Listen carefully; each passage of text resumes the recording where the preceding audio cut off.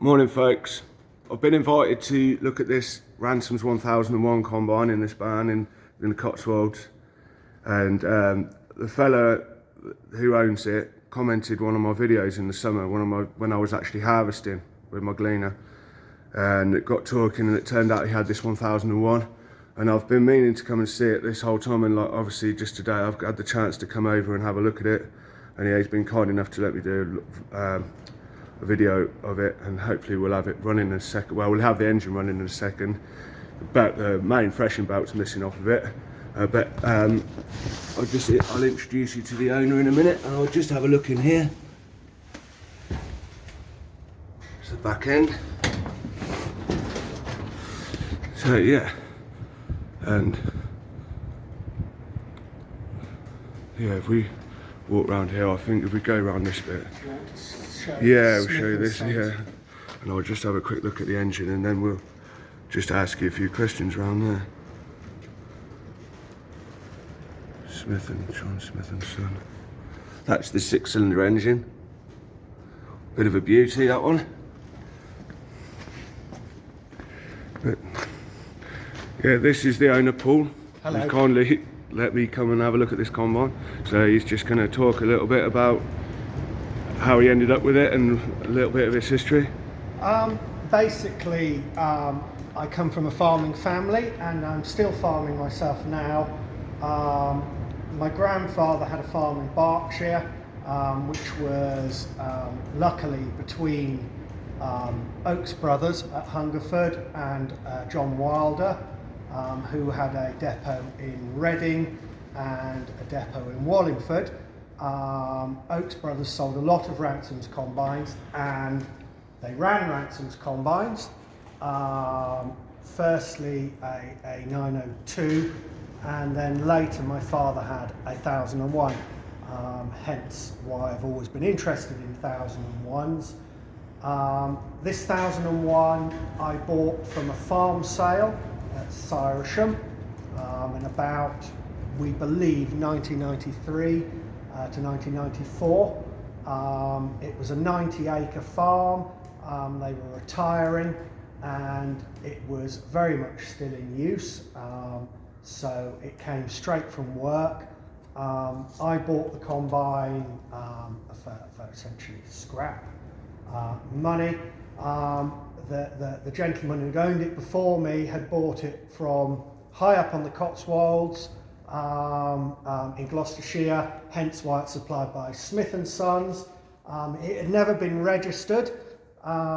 He then registered it in 1980 in order to drive it home back to Cyresham, so it's got a W registration.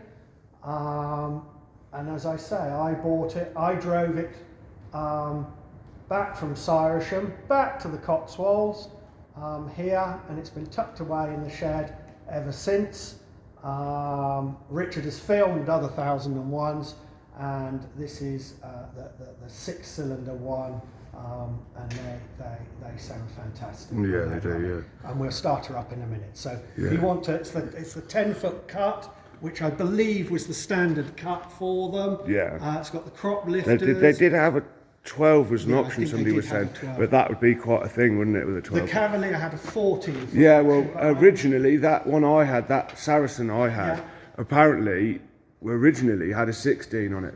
But apparently it was, you'd need really flat ground and not, it has to be suitable for it, because you can't, it's a big thing. People don't understand until you've driven it, that the way it is, having a header that big is quite a thing to have on, especially on uneven ground. I know that my father told me that when they were using the I can't remember whether it was the 902 or the 1001, that when they're full of grain and you're on a bank, they are quite top heavy. Yeah, well, and he did say that they're tall, aren't they? Yeah, he did say you used to keep your header as low as you could, and it would go tip forward when you were, because the farm down in Berkshire was undulating, chalk hills, And he said you would skid down on your header and you'd have no steering at all on the back. Mate, I bet it was scary sometimes. Yeah, absolutely. Do you know you wouldn't want to turn on the side of a hill, would there's a photo of, and the caption, there's a photo of one of these turned over, and it would have been in the 60s.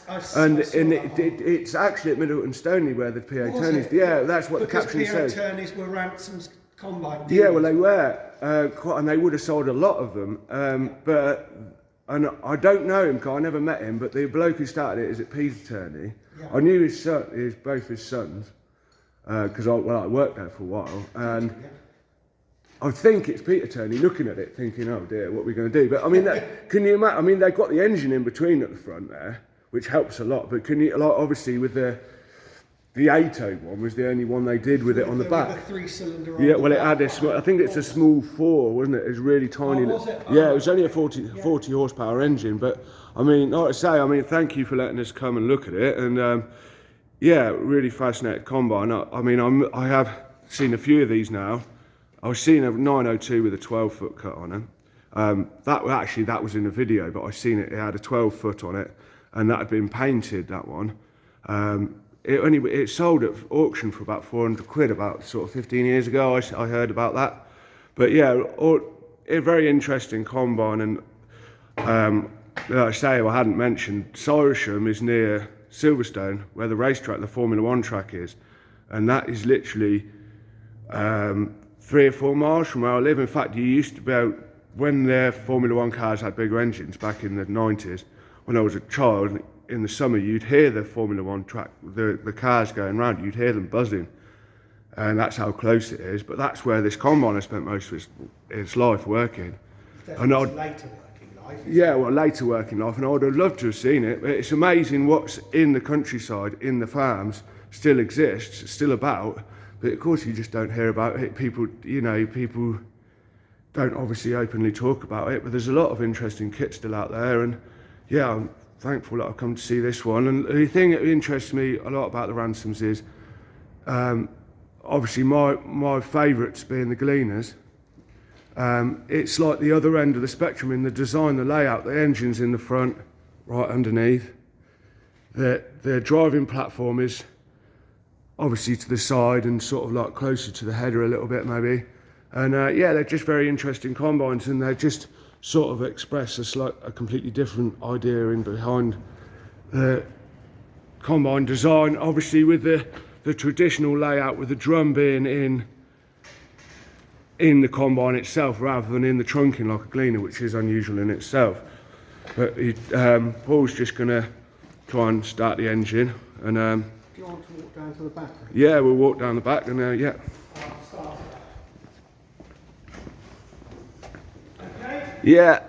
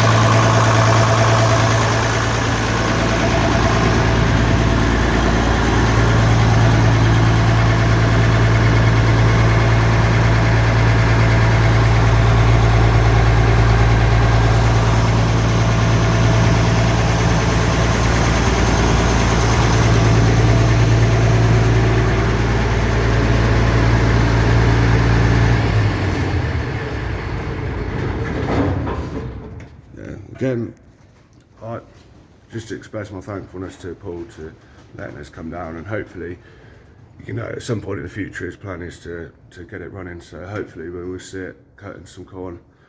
I'm not sure when, but hopefully in the next couple of years. It won't be the last time we see this combine, and it is a nice example. So yeah, I'll see you again. I'm going to post another video, well, maybe today, but hopefully tomorrow as well. So okay, see you again soon. Bye.